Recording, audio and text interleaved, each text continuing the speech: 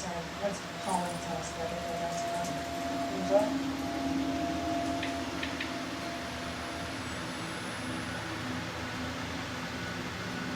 The murder weapon collected pollen from the surrounding flora. Researchers stopped pollen from the murder weapon was the cause of the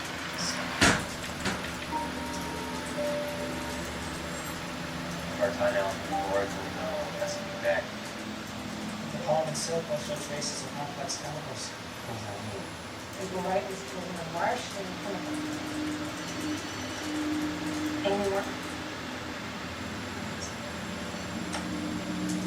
Hey, I'm tired of absence. What's that?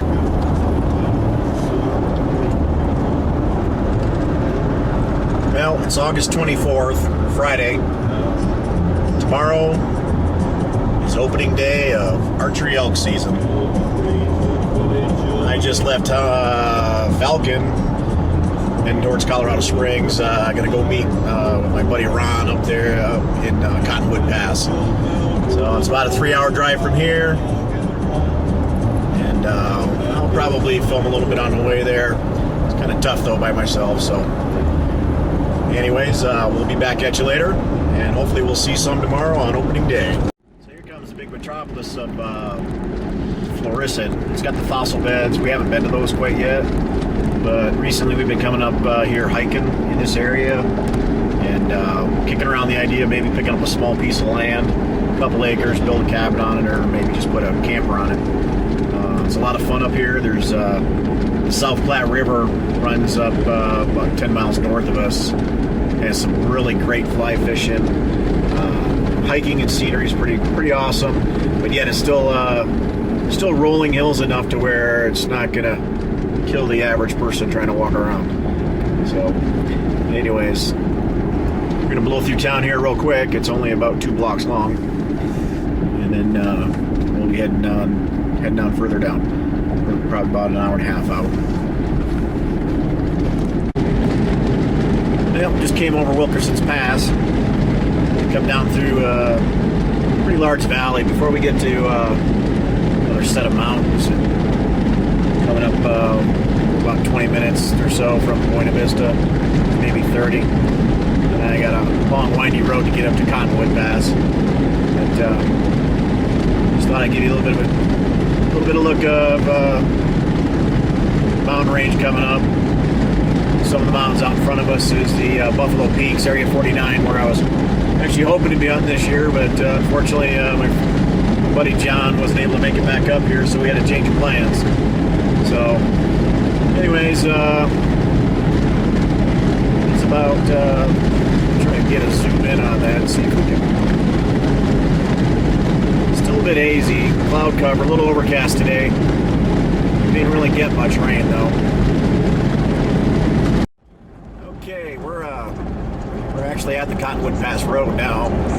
Down at the lower part of the pass, it's going to be 15-20 minutes of switchbacks to get to the top. The pass is at about 12,000 feet elevation. We're going to be hunting just on the other side of the pass in Texas Creek drainage. But I'm going to let this run for a few minutes and then give you kind of an idea what the pass looks like. And it's pretty rough up here. It's steep. It's very steep. It's a tough unit to hunt because of how much of it is actually above tree line, and the wilderness areas are pretty rugged to get into. But you know, if it wasn't challenging, everybody would do it. That's what we live for, is the challenge. We'll be back in just a bit.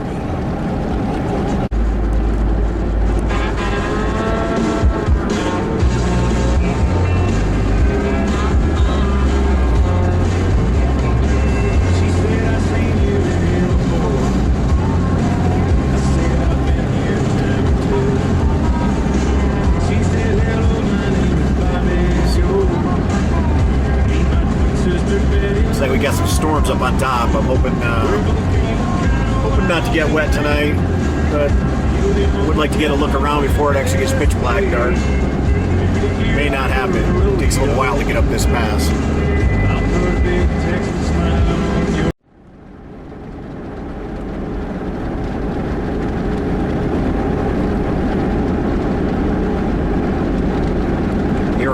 towards the top of the pass.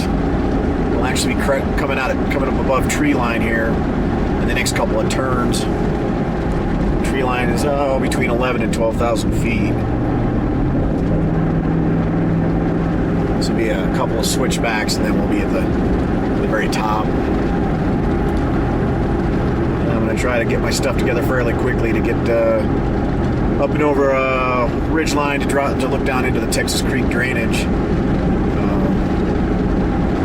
Everything you're kind of seeing here is in a high mountain tundra, and it's not very easy to walk through, that's for sure. Not to mention the air's just a tad thin up here. I'm sure Pete and Dad can attest to that. They've both been up to at least 12,000 feet with me, and they both have suffered a little bit. But I'm just going to let this thing run until we get to the top. You definitely wouldn't want to overcorrect on one of these turns. Up here they give you some guardrails. It's kind of a false sense of security. If you look at the guardrails, they're not very strong. They're made out of wood. Another 10-mile-an-hour hairpin turn. And yeah, I think we're going to get a little rain tonight, but that's all right. I'm just sleeping in the back of the truck anyway, so next time, a couple weeks from now, about 3 weeks, we'll be hauling the camper up here and spending the entire week chasing critters around, doing a little fly fishing, and looking really forward to it.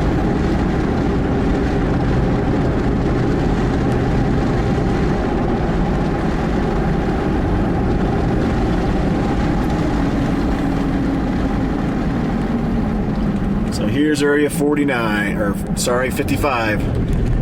So now this is the area we'll be hunting this year. There's quite a few hunters over here compared to 49, but we still don't run into too many when we're hunting. I got a feeling tomorrow morning we're going to run into a few, at least at the parking lot. Because I got a lot of people jump off on this parking spot up here because it's pretty easy to get over and into some dark timber.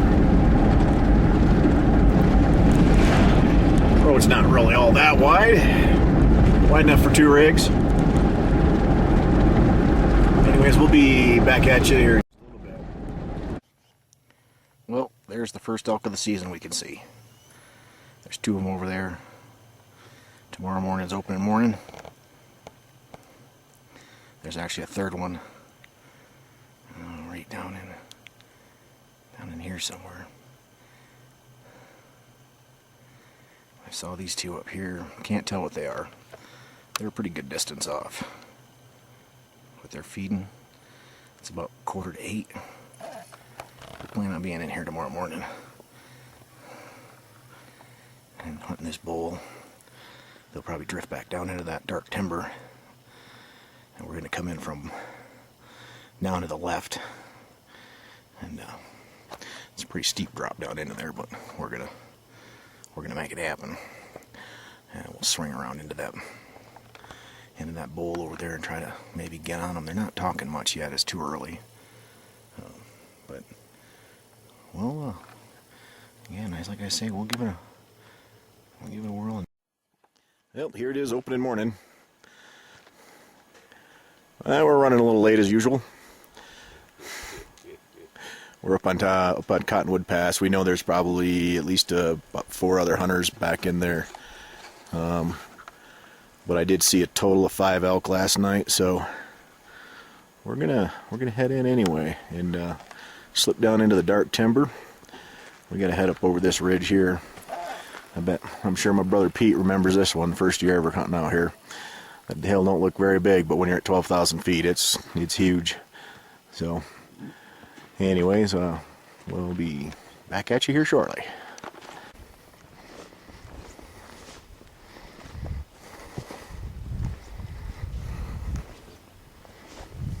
Keep going.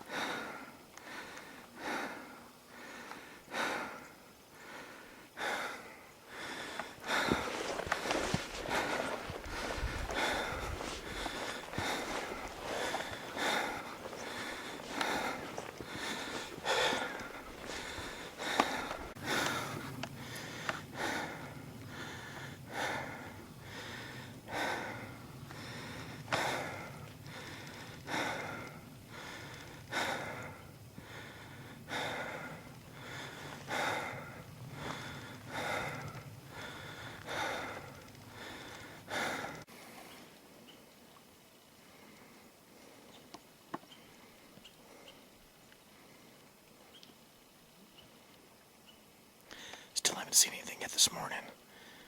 But we're kind of heading towards the area where I saw him last night.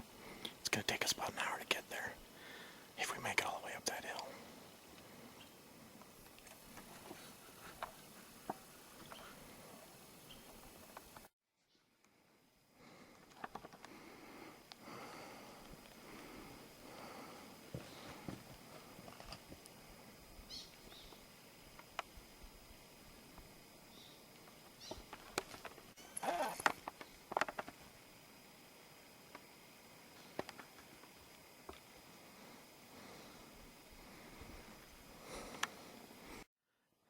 Those are the Texas Creek Lakes, I believe. Texas Creek runs all the way down to Taylor Reservoir, about 5 or 6 miles that way.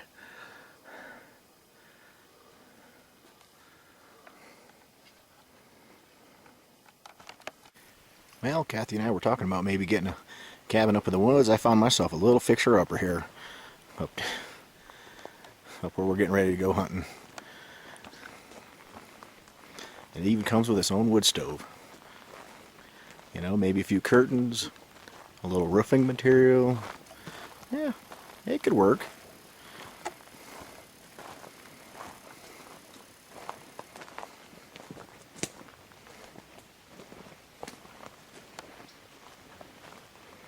A little doormat says "Home Sweet Home."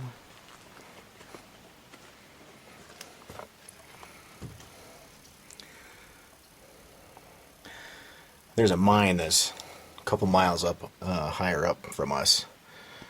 I'd have to get the name of it, but I'm guessing that somebody may have lived here during the prospecting times.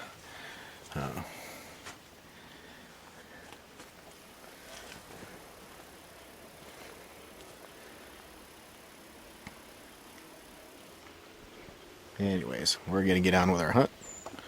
Back at you later. Well, just a little while ago, we did see an elk up in that back of that opening right there. I did, anyways. I don't think Ron saw it. We tried calling it out here, but he just didn't want to play. He kind of went back up into the timber. Didn't get a good look at him. All we saw was the light tan body and him move off. So that's a pretty scenery out here.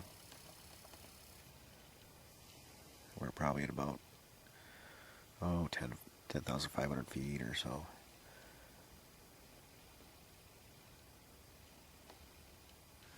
Sitting on a big meadow. It's a big bench, so it's kind of flat, which is nice. Earlier trek was a little rough on the knees and ankles.